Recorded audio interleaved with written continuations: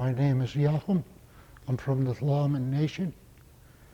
It is our practice to always open up with any event with a prayer and asking the Creator to take care of things. I'm going to say a short prayer in my language, and then we'll carry on with the activity that we're here for today. Jete the chetegus skokla the tombstone. Gaith is going to since it's lost some quagin. I guess I agem some sninigy. Gaith the chetegus going to some street some slot like the Tla'amin. Gaith is going to skusho house that's some skoko. Yachatum spy. I think some gaith is exnums. Jete Tanapich. My name is Cyndi Pallen. My ancestral name is Chene. I'm honored to be here today to share with everyone on the cross-cultural teachings of the Tla'amin people. And we're invited here by Verna Francis, the justice worker, and the LIFT program. So I'd like to thank Johnny Louie for his prayer in starting this presentation. And I'm going to turn it over to John to demonstrate with the cedar boughs. The cedar bough is very sacred to the Tla'amin people and indigenous people. It's a practice that's been passed on from generation to generation. The cedar bough holds significance in a sacred spiritual teachings of our ancestors, and it offers guidance, protection, prayer, and energy. And Johnny will be doing the cedar bough brushing to clear any energy that we may be carrying, to demonstrate the process of the work that we're doing with other people, that we're working in a good way.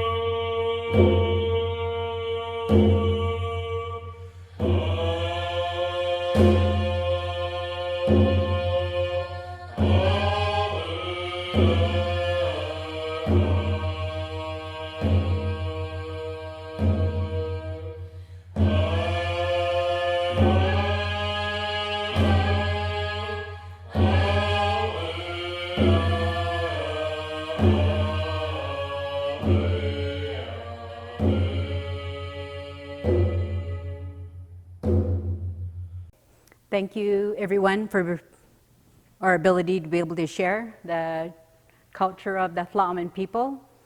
I'm going to explain a little bit about Tla'amin Nation and where we reside in today's society.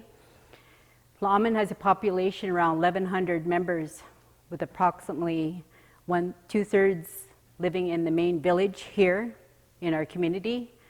We have the highest population, which is 25 and younger, but on here it says over 60% of the members are under the age of 40 years old. Tla'amin village is situated in the Strait of Georgia with inlets, bays, rivers, shelter points that our ancestors lived.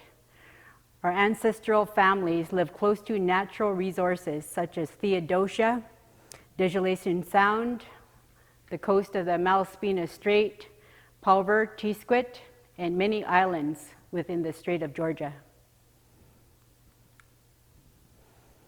Paul River was named after an Indian agent called Dr. Israel Wood Powell.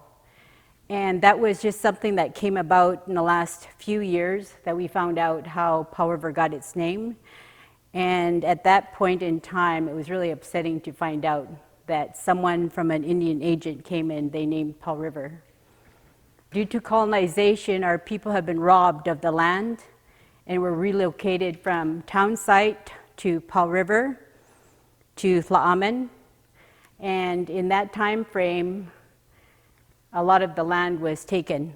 So it was really sad to experience for our people now that we're all situated in a small piece of land here. And at that time frame, when it was named, this led to Paul River Pulp Mill, which was established right in the town site there. And part of the Indian Act began in 1867. The federal government had been in charge of Aboriginal Affairs, which is also known as the Indian Act. And that was in 1876. And since then, a lot of stuff has been amended, allowing the government to control most of the aspects of Aboriginal life, the Indian status, the lands, the resources, wills, education, band administration, and so on. So right now, it's just starting to be brought to our schools to educate the younger people about what happened with the Indian Act, and this is 2021. So this probably began, say, a couple years ago. The Inuit people and the Métis are not governed by this law. It just recently passed in the last little while, where they are part of the governing bodies of the Indian Act. So that was amended through time. The Indian Act clearly aimed to assimilate First Nations people who earned a university degree would automatically lose their Indian status, and so did the status of woman changed in 1985. That was re-amended where they were able to attain their status that they lost when they married a non-status man. Between 1879 and 1976, tens and thousands of First Nations children were taken to residential school, which was designed for them to forget their language and culture, where many suffered abuse. On behalf of Canadians, Prime Minister Stephen Harper made a formal apology in 2008 to Canada's Aboriginal peoples for this policy that sought to kill the Indian and the child.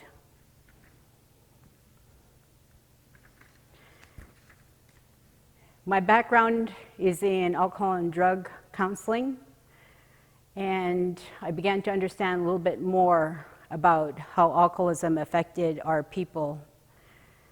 In 1957, the prohibition was lifted. Therefore, our people were able to buy liquor from the liquor store or go into the bars. Prior to then, they were always sneaking, so a lot of it was just guzzling to get away from the police. So at that time frame, we began to realize that there's a higher rate of alcoholism among Indigenous people. It's because the body is made up of natural foods, the land, salmon. They lived off the land, so they weren't able to metabolize alcohol, the sugar content, so the rates of alcoholism went up higher. In 1967 is when they opened up the universities. My cousin is a naturopath doctor now, and in 1967, she was a nun. All the other girls were leaving to university, and she asked, why can't I go to university? And they told her that you can't go because you're under the Indian Act. So she said she cried and cried and cried because everybody else was leaving to go to university. So my dad went to go pick her up and brought her back here to Tla'amin. And after 1967, she applied to UBC and went on for her teaching degree. She became a teacher, and then after she became a teacher, she went on to be a doctor. And that inspired me to take a look at how far back that was, because she's not that old. She's 82 now. She's not that old. And she was actually the one that inspired me to go to university because of her style and her teaching and her words. And she would say, if I could do it, you could do it. And they were just like sharp things that were going right through me. So it made me wonder about our people and how we're really affected by our education and how we're limited and how our people were treated in the school system. Ever since they were little, they were the ones that were having struggles through the whole time frames and put into a different lower study, and they were pushed through the system. A lot of happened as a result of education and the residential school system, where children were abused, neglected, sexually abused, traumatized, and suffered a lot of grief and loss by the time they came back to our community. So when we take a look at cross-cultural teachings values, and we started off with the cedar bough, that is our strength. Today, I hold on to the teachings of our ancestors, our parents who had spoken to us about our teachings and the language. They say, always remember where you come from. This is where you come from. And we're always taught from an early age to practice the language and the songs. So ever since that we were little, our parents sang our songs. So we carry that knowledge today. The treaty took effect on April 5th, 2016, and Tla'amin became self-governing, which was a huge step for our people. A lot of it was very scary for many of our people because the way of life, it was challenging because now are we moving in the direction as a non-native person? And say 50 of our people thought that's what we were doing, is we're letting go of all the teachings. So the way I look at it today is that we're stretched as First Nations people. We're stretched beyond most of the generations of our non-native population. Because I say stretched only because we have to learn our language, our cultural teachings, and we have to learn the non-native way and get an education. So it's really, really hard sometimes because you don't only have to please your people, you have to please the non-native people. So the native people say you're not saying the word right, and the non-native people say you're not saying the English word right. So some people say, forget it then, who cares? And they just do their own thing. So our teachings as a child growing up was Tla'asam chum nigya, Tla'asam shkwaigen, tumzye that nishte gidja. Our parents always says, have a strong mind in who you are on this land and always know who you are. So if I didn't have that, I think I would be falling in that other place where I would give up also, because it is hard. So there's a lot of things that take place in our society that challenges our people's spirit. To get an education, to get a job, to practice hunting, to practice fishing, to practice going to get cedar roots to make baskets. There's so many things that take place that are lost among our children now. And I could say that it's very hard because I brought my son up also non-native way. And put him through high school, and he went on to university. And I'm the one that kept saying, you got to move in that direction. When he stood at his graduation, he thanked Man Tan Tumsiesot.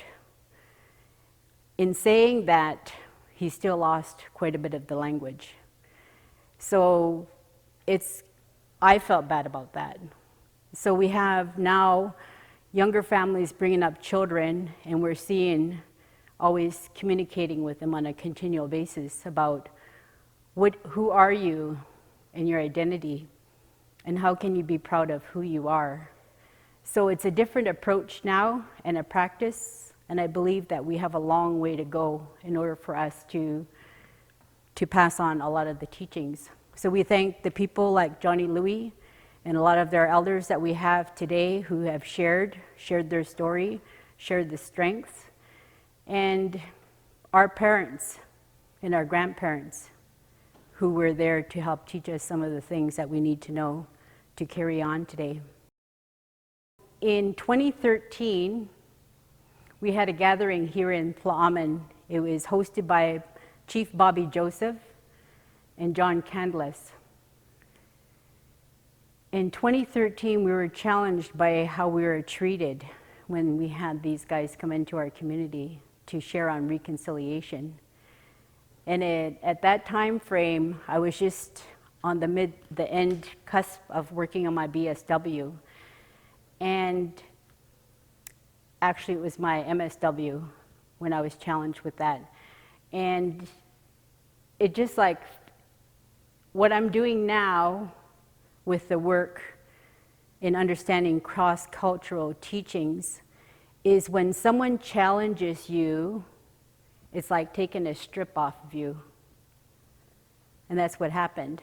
A strip was taken off, and we had to come to a table like this to go and communicate with our chief and council about what happened with this reconciliation work that we were doing at the gym. All we were doing was hosting it for 300 people. Those people were social workers, probation officers, child and youth care workers, and whoever else worked in the front line. So as a result, we began to do some work around reconciliation and understanding what happened to our children, what happened to our young adults, what's happening with our elders, and how we're faced with it on a day-to-day basis. As I mentioned earlier, we're challenged by both the non-Native community and our own people. So it's going to be a continual thing where we're going to be challenged on a regular basis. But I look at it right now as is something that's positive. It's okay for people to challenge us. Actually say, okay, if you want to hear more, you could communicate and talk about it more. But you see, everything that we've learned from our elders, what they say about an elder is having the ability to pass on that knowledge and the teachings. So everything that I've done up to today, I've been able to pass on to others and work really hard at the work that I'm doing, because it's not easy to stand here and communicate about all the injustice that we've been served throughout all the years and within our society. We've been shame-based. We're told that it's okay to feel shame, but you're not shame yourself. So there's a difference between using of the words and how we were put into a certain category and how people were impacted. So I work really hard today from a strength-based approach when I'm communicating with people and say, you know, our children will do better. You know, they could hold themselves up and know that whenever someone tries to pull a strip off of them, to tell them to wash it off. That's part of the teachings, to take it off on a continual basis. And once you protect yourself in safety on a regular basis, it's a practice that you'll be able to keep. And that's the one thing that our ancestors had as a people, that they had strength. That's why I believe myself is why we're here today, to be able to carry on some of the teachings. My Tla'amin traditional name is Quinanum. It's a name that was given to me by John and his family in 2012. It's a name I'm honored to carry. My given name is Phil Russell. I'm originally from West Belfast, Ireland, and I've been in Canada since 1977. So I come from a colonized community, culture, and when I arrived in Canada in 1977, I thought I'd died and gone to heaven. It was the land of milk and honey, literally, for someone like me. And then in 1979, I met my first Indigenous person, and I didn't even know there was Indigenous people in this country until that moment. And I asked him a simple question. I asked, what was it like being Indigenous in Canada? So we would sit together at lunch, and he would tell me what it was like to be Indigenous in Canada, which shocked me. That was what their life was. And then I came to British Columbia. In Ontario, this was in Ontario, and in Ontario, where I lived, there was pretty much zero Indigenous people in the population. They were well hidden. And then when I came to British Columbia, there was more Indigenous people, more visible. And that's when I got to see in real time what it was like here for Indigenous people. And it shocked me. And then I had the good fortune to make friends with Cyndi and John and other Tla'amin people who shared a lot of the knowledge with me. And I got invited on my first tribal canoe journey in 2007 by Eric Louie and his family, and that was an amazing experience. And I did a number of journeys since then. And I started learning the language and started learning more of the culture of Tla'amin. And then people would ask how come I had these connections with Tla'amin, and then I realized that the non-Indigenous community here were not interacting with Indigenous people at all to any great degree.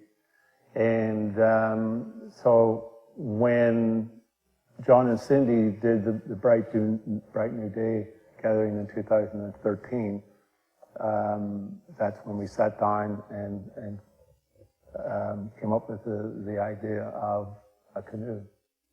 The non-Indigenous community commissioning a canoe to present to the Tla'amin nation under the guidance of John and Cyndi, using the protocols and the teachings, the Tao of Tla'amin, and allowing, through the generosity of the Tla'amin people, the non-Indigenous community in this, on this peninsula, the opportunity to learn what it's like to live on this land through the teachings of the Tla'amin people. And I sat with John and Cyndi, and we thought it was a good idea. I knew that it would be an amazing experience for non-Indigenous people who, if they embraced it, would be gaining so much knowledge, so much understanding of how to live on this land. Because every single non-Indigenous person in this country has been uprooted from their ancestral lands, including myself. So how do I live on the lands of the Tla'amin people in a good way? And through Hey Haushin, John and Cyndi have, through their generosity, shown me and the non-Indigenous community that's been participating in Hey Haushin how to do that. And it's been an amazing journey. And it's an ongoing journey. And it's a 7th-generation project, because it's new for the non-Indigenous community to step into the Indigenous community. The Tla'amin people were generous and opened the door, but it's also new for the Tla'amin people to have that interaction as well. So we're both going forward, learning together. And there's been some glitches, but in general, I think we're on the right canoe.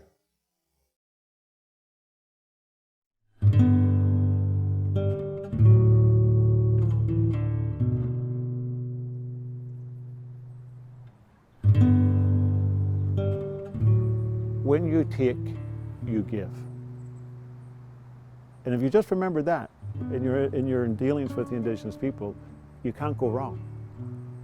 Because they're used to us coming and taking and not giving. And so I see this as an opportunity for the non-Indigenous community to give.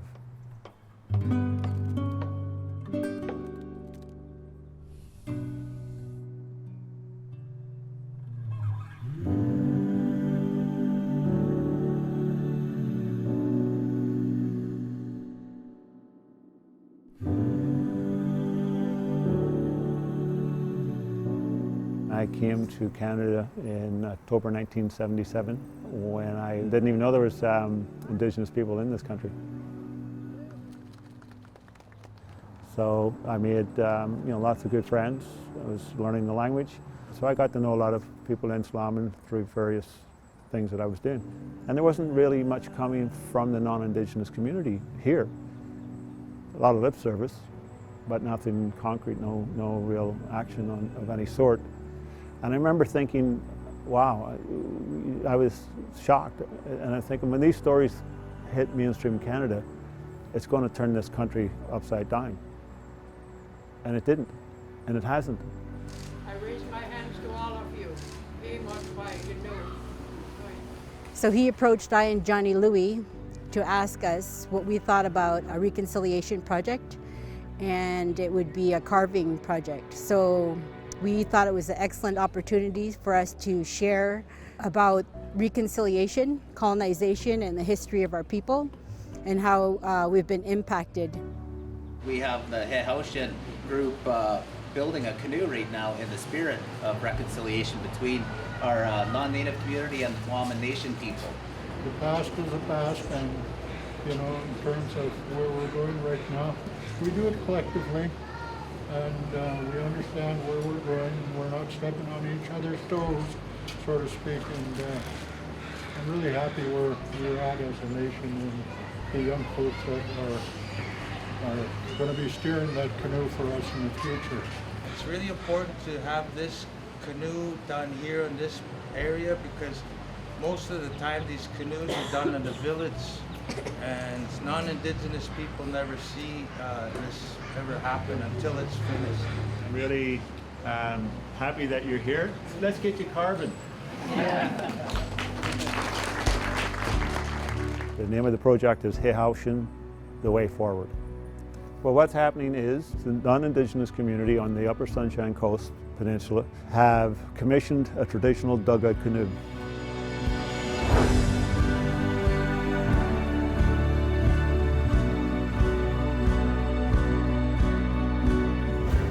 With the carving being done by Indigenous carvers, with the intention to bring back the knowledge to the Indigenous people here of the carving of the canoe. When they're completed, we are going to take those canoes, paddle them into Tla'amin, and present them to the community in the traditional way of the Tla'amin people. It's a 7-generation project. We're not going to get this right the first time around. We're going to make mistakes. But the thing is that we're still learning.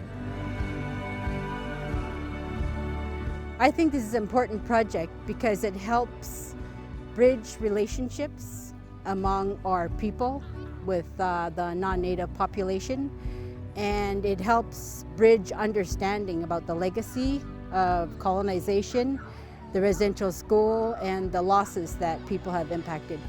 Hopefully it's just begun, and there'll be more projects on the way to interact with natives and non-natives, to come together in order to see our way of life and tradition and culture, to understand how we live or how we see life differently. Any of the public that have come here, any of the non-Indigenous that have come here and have learned about this project are now witnesses to what's happening here. And it's up to them to share the story. Facebook isn't going to cut it. Reading it in the paper is not going to cut it. It's not going to do it. It has to be face to face. You have to hear the stories. You have to see the person's eyes, and you will hear and feel what it is that they've been through. And then maybe you can understand and have some empathy and understanding to make a difference here.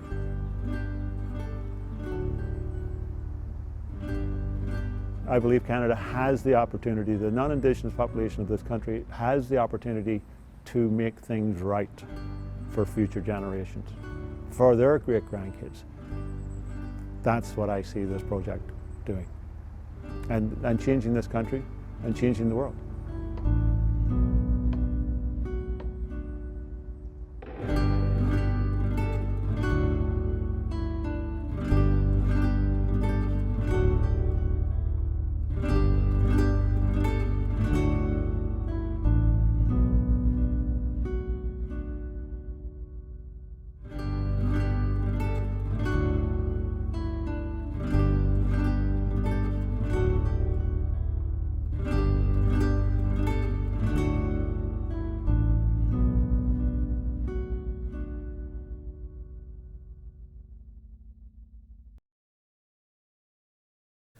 The name that I'm given is John Louie.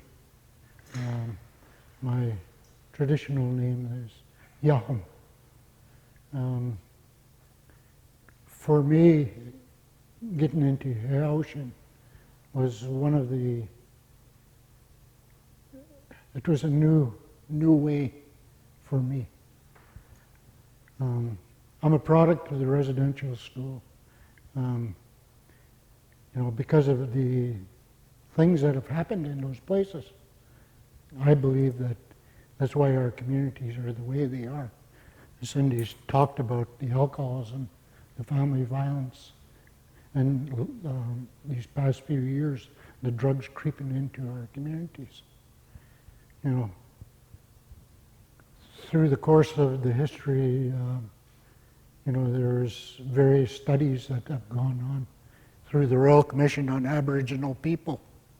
They identified all these negative things that our communities are. Such as the Indian Act is another tool that has been used to suppress us and put us down. You know, in the Royal Commission on Aboriginal People, they started to look at housing issues, drugs, alcohol, diabetes, and there's a whole slew of them. So one of the other things that was happening at the same time, you know, a lot of the programs that came out of that really didn't have any cultural component to it. So we were learning from a system that put us there. And, you know, this is how we're going to deal with it. Again, we were still living. My life has been like that because of the residential school. I was told, this is how you pray. This is how you do things, you know.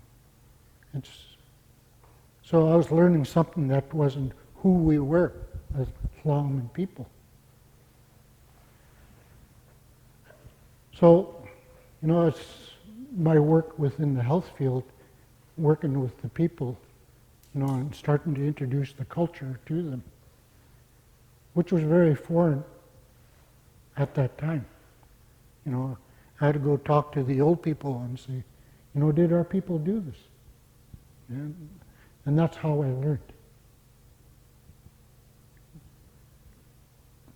So one of the biggest things is we were sitting here after we were talking with Konanam and Chene on the bright new day when they came in and the issues that we were put up against with these policies. I seen it as no different than the Indian Act or all these other policies that we're under. You know, telling us how we have to do things, not the way we want it. So when we're, from that point, we're sitting in the office and we're talking about this problem. How can we do it? You know, as First Nation people, we're doing a lot of healing. We're doing a lot of ceremonies, back to the ceremonies, the singing, the drumming, you know, the sweat lodge, the spiritual baths, the cedar brushings. Our people are doing that. But there's nothing coming from that other side. And you don't see it in our history books. So we're talking kind of like that when we're, and it was suggested by Phil, would we commission something from the non-native side? And that's where the idea of the Hay Ocean came in. The Hay Ocean, for me, is an opportunity for the non-natives to learn about our culture. Not what they read in the books or what the education system portrays First Nations. You know, and if you look at those, it tells us that we're heathens, we're bad people and stuff like that. You know, as Cyndi alluded to some of the ceremonies, one of our ceremonies that got outlawed was they used the potlatch law. That's a policy that was created. So it's policy after policy for my mind. So the idea is we started to throw back and forth was, okay, what can we do? And the idea of a canoe came up. What if they can commissioned a canoe? You know, we will guide them under our protocol as First Nation people. So it became a journey, and one of the things that has come is, it opened a lot of our eyes to the non-natives in our community adjacent, the ones Cyndi was talking about, Powell River. That's a whole another story, that one. But we're still meeting these roadblocks, I call, because we have to adapt to the policies that they've set in. You know, a simple sign, that we wanted to put up, it became a huge task, right? And in my mind, this is all our land, right? Which was taken away from us. And he talked about, where we come from in our language. Te Stawa, Te Geji. This is where I'm from. This is the land that I'm from. And it's true. You have to, I can't say I'm from Europe or place, because that's not my place. And that concept is really hard for the non-native people to grasp hold of. There's still challenges there. So with the commissioning of the canoe, the Hay Ocean means the way forward. And we had a lot of discussion on the name too, and how we're going to go about it. So one of the things for me is always, okay, how do we get them to understand why we are the way we are? If they can understand this, maybe they can treat us different. In my previous work as a men's sport worker, I'd hear a lot of comments from the ones that I was working with and saying, oh, they called me down, they're calling me an alcoholic, they call me a drunk, and they call me this, all negative stuff. So that's the perception there. How do you change that? Right? So that, for me, this Hay Ocean, much like the Indian Act, the reserve system, they're all tools to break us apart.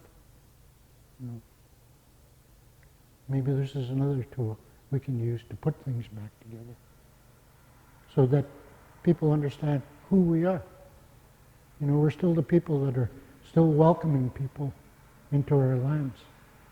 But the problem is, people are taking that away from us. I'd just like to share a little bit about the work that I'm doing today. Thank you guys for sharing on Hay Ocean. All the work that we've been doing so far has brought us to where we are today. And there's so much work to be done. But I represent a community in our traditional values and teachings. I hold really strong to that teachings. I find that that's who I am now, and it grounds me in who I am as a person.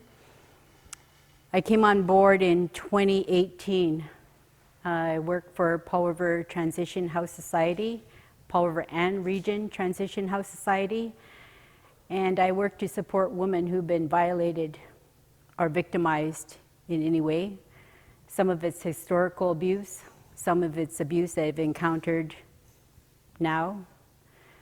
And all the work that I've done so far has brought me to where I'm at today. I do a lot of work on trauma and grief and loss and the underlying issues of alcohol and drug addiction, how that impacts people, and how that's stored in the chakras. There's 7 chakras, and a lot of those memories are stored in our chakras as a result of what a person had seen, what they had heard, what was said to them, what was physically done to them, whether it was physical abuse or sexual abuse. Everything is stored in the body. So if we're talking about cross-cultural teachings now and the impact of Indigenous people, and you think about what is stored in their body, prior to contact, there was ways of healing. But upon contact, a lot of the abuse took place. You see today, in today's society, we have missing and murdered Indigenous women. We have the highest rate, or the highest population of incarceration, the highest rate of alcoholism and drug addiction, and the social health issues that we're facing today, like diabetes, stroke, and heart attacks. So a lot of those illnesses are stemmed from all the historical abuse individuals have been suffering, and the introduction of sugar and the foods that we're eating where they don't live off the land anymore. So taking that into the work that I'm doing today, I work to help support women now all across the board, regardless of how old they are. The youngest I've seen is 17 years old, and the oldest woman I've seen is 79 years old. And I work with them to get them to understand that anything that's stored in your body system, then how do you clear it? How do you practice that? How do you take care of yourself? And part of the teachings are, in our culture, is to clear through the cedar boughs, to go take spiritual baths, whether it's in the river or in the ocean, and we've even used the lake. We used any means right now as a way of letting people know that water is healing. You could have a shower and you can metaphorically think that you're clearing some of this energy off of you that has been imposed on you or put on you or stripped from you. Whatever terms you want to use, it affects people. So I work with women today, and I work with an outreach worker, specialized victim services, police-based victim services, and poverty law. And also Grace House, which is a safe home for women, and the Peace Program, who offers support for children who have witnessed violence or abuse. So I have a team, I think there's about 7 of us working together, and it's an excellent team to work with. It's one of the most healing programs that a person could ever go to right now. So right now, there's so many different things that our people do not know about and where they can access services.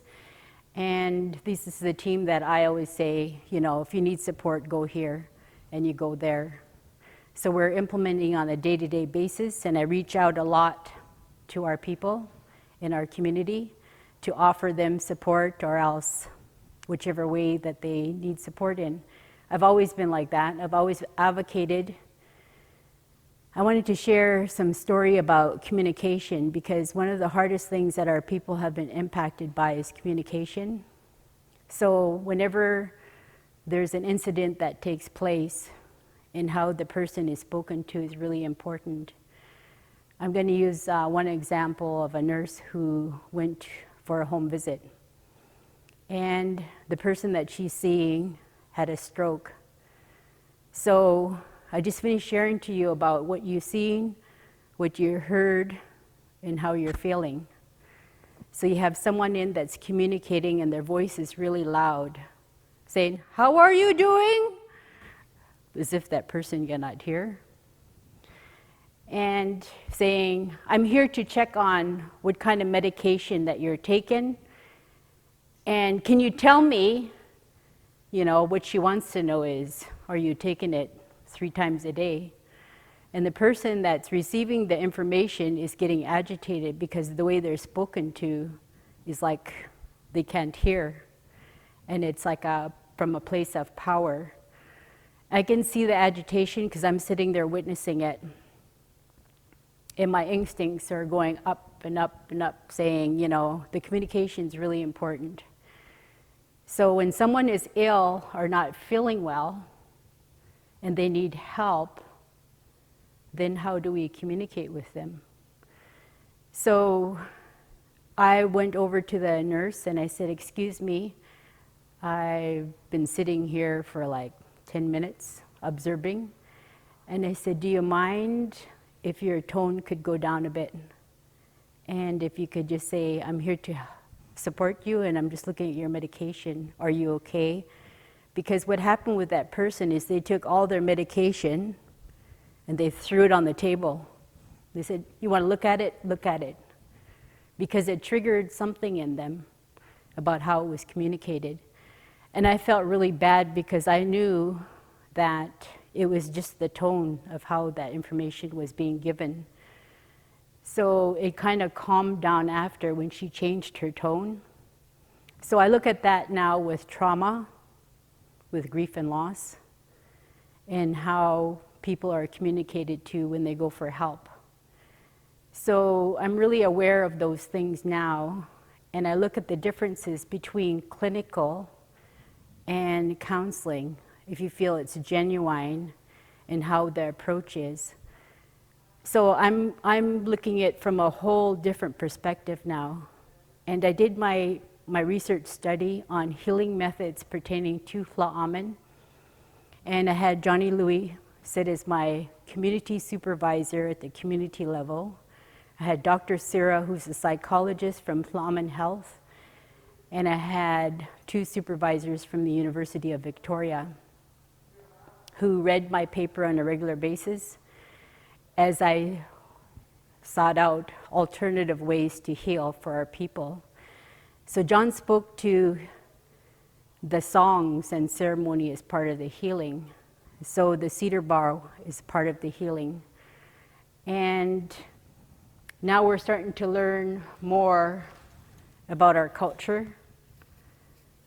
I began in 2000 working under Aboriginal Healing Foundation to bring in healing programs to Tla'amin.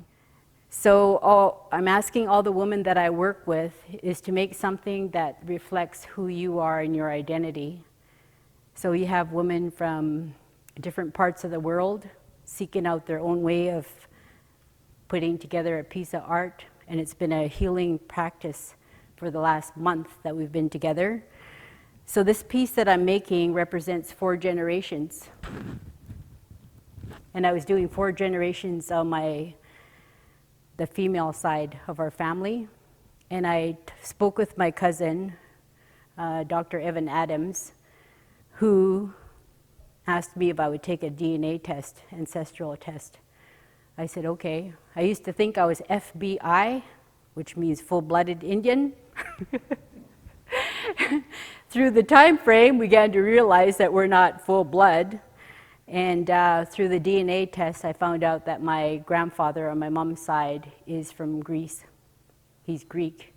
So that's where the color blue and white comes from on the bottom.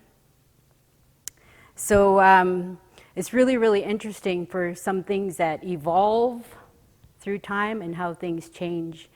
And how when you decide that you can do something, that you could do it. Because for one, it's just making up the mind, like I'm willing to do this or I'm willing to practice it. So I got a lot of my skills throughout the years from different people. Dr. Jane Symington is one of them in Alberta, who I took trauma training with. The University of Victoria, the work that I've done at the University of Victoria is all indigenized. I was scared to go there, but once I got there, I was fine because that's the place I belonged at. I really like to pay homage to our elders, our ancestors, and all the people that I've worked throughout the years, because it's been a lot of support throughout the years in understanding who we are as Indigenous people, and that we're to be proud of who we are and the teachings and hold on to that strength. So I'd like to close with a song to honor our grandmothers because of the work that I do today, and that helps to understand where we come from and where we're going, and to be holding our own strength and who we are as self-determination.